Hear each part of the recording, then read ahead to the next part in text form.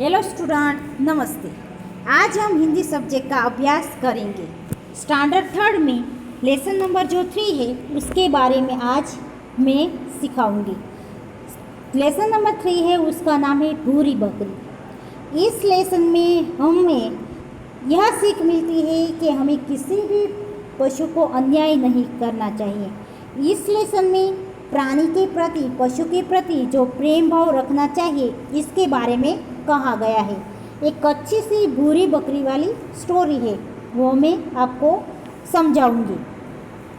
अचलपुर गांव में गोपाल नाम का एक भला किसान रहता था। उसकी पत्नी और बच्चे भी बहुत नेक थे।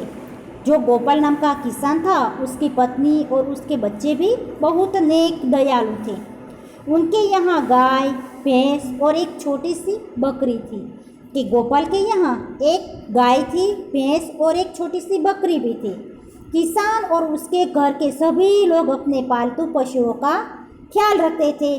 सिर्फ गोपाल ही नहीं, पर उसकी जो पत्नी थी, उसके जो बच्चे थे, वह भी इस पालतू पशुओं का बहुत ही अच्छे से ख्याल रखते थे। गोपाल के बच्चे तो उस बकरी के साथ खेलते भी थे। धीरे धीरे वे उसे अपने मित्र की तरह प्यार करने लगे। कि जो उसके बच्चे थे ना, तो बकरी को ज़्यादा ही लगाव करते थे। उसके साथ पूरा दिन खेलते थे, मौज मस्ती करते थे और उसके एक अच्छे से मित्र बन गए थे। एक दिन उनके यहाँ एक सौदागर आया। सौदागर यानी व्यापारी। उसने जब उस भूरी भूरी गदरीली और चंचल बकरी को बच्चों के साथ खेलते देखा तो वह उसे बेहद पसंद आई। कि जो सौदागर आया था तो उसका ध्यान कहीं और नहीं था, सिर्फ और सिर्फ भूरी बकरी पर ही था। भूरी बकरी गदरीली यानी कि तगड़ी, खाती पीती ऐसी अच्छी सी हष्ट-पुष्ट बकरी थी और चंचल भी थे कि यह एक जगह कहीं बंधी नहीं रहती थी। वो जो गोपाल के बच्चे जहाँ दौड़ते थे तो उसके पीछे दौड़ती थी, उसके साथ खेलती थी। तो ऐसी चंचल बकरी थी। उसने उसे खरीदने के लिए गोपाल से बात की। जो सौदागर आया था व्यापारी, तो उसको कोई पशु नहीं, सिर्फ जो भूरी बकरी थी वही पसंद आई और वह उसको खरीद कर ले जाने की बात गोपाल से की। पहले तो गोपाल ने आनाकानी की। आनाकानी करना यानी कि मना करना। गोपाल को पहले लगा कि नहीं नहीं, मुझे नहीं बेचनी है।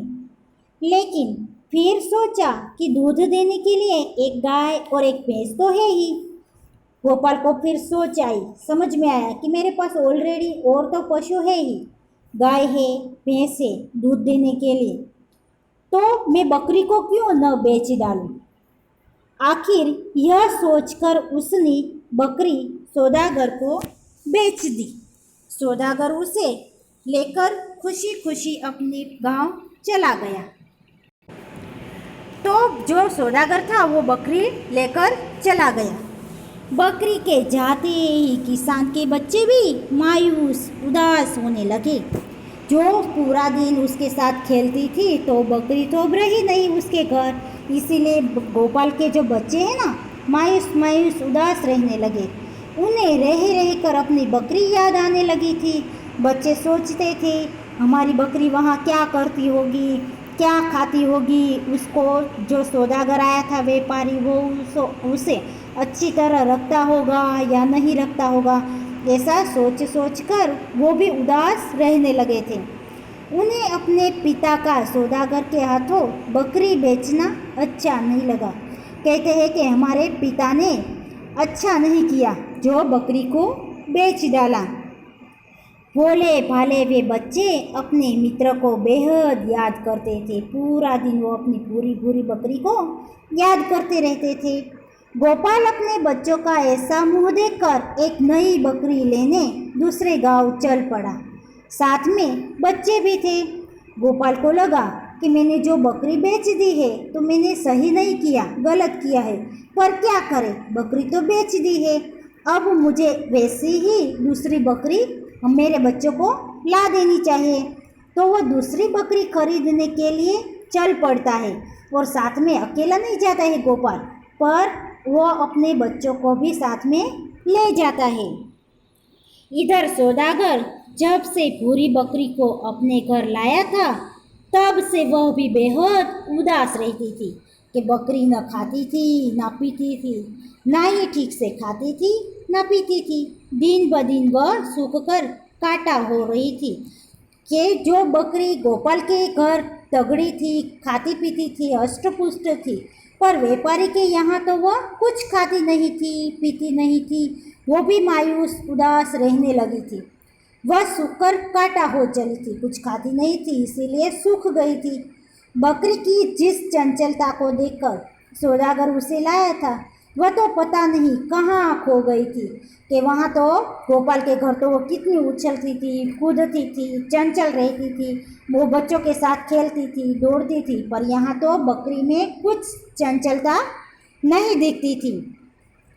कहाँ खो गई थी? सौदागर भी बड़ा नेक था। सौदागर था वो भी ईमानदार था, नेक था, अच्छा था। उसे बकरी से इतना प्यार था कि वह उसे किसी भी हालत में दुखी नहीं देख सकता था, पर उसे समझ नहीं आ रहा था कि क्या करे। वो सौदागर था वो भी मायूस हो गया था कि बकरी को ऐसा क्या हो गया कि मेरे घर पर खुश नहीं है। आखिरकार वह उसे लेकर दूसरे गांव के बड़े वैद्य के पास चल दिया। जो बकरी का इलाज कराते हैं, दवा कराते हैं, उसको वैद्य कहा जाता है। तो सौदागर को लगा कि मैं अपनी बकरी को लेकर वैद्य के पास जाऊँ, वह कुछ इलाज कर दे। वहाँ गोपाल भी बच्चों के साथ आया हुआ था।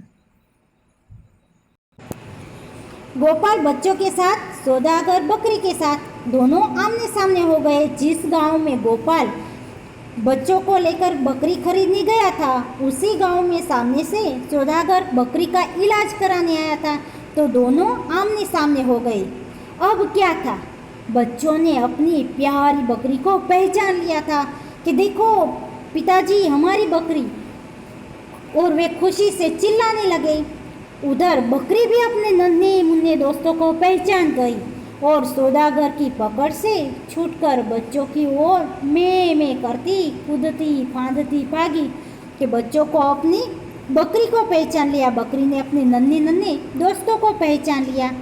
ऐसे ही दोनों दौड़कर एक दूसरे को मिल गए। ऐसा लगता था कि उसकी चंचलता वापिस आ गई थी, कि सौदागर को लगा जो चंचलता में बकरी में खो गई थी, आज मैंने उसी चंचलता को वापिस आकर देखी है।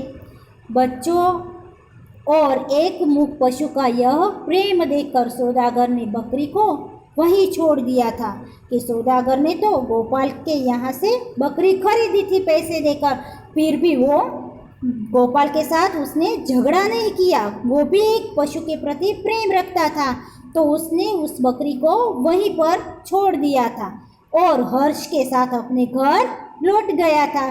खुशी खुशी वो बकरी को वहीं पर गोपाल के बच्चों के पास छोड़कर खुशी खुशी वो अपने घर लौट गया था। गोपाल ने भी अपने पालतू पशुओं को न बेचने की कसम खाई थी कि गोपाल ने कहा, मैं कभी भी अपने प्यारे और पालतू पशुओं को नहीं बेचूंगा। इसी तरह इस स्टोरी में मोरल मिलता है कि हमें पशुओं के प्रति प्रेम भाव रखना चाहिए।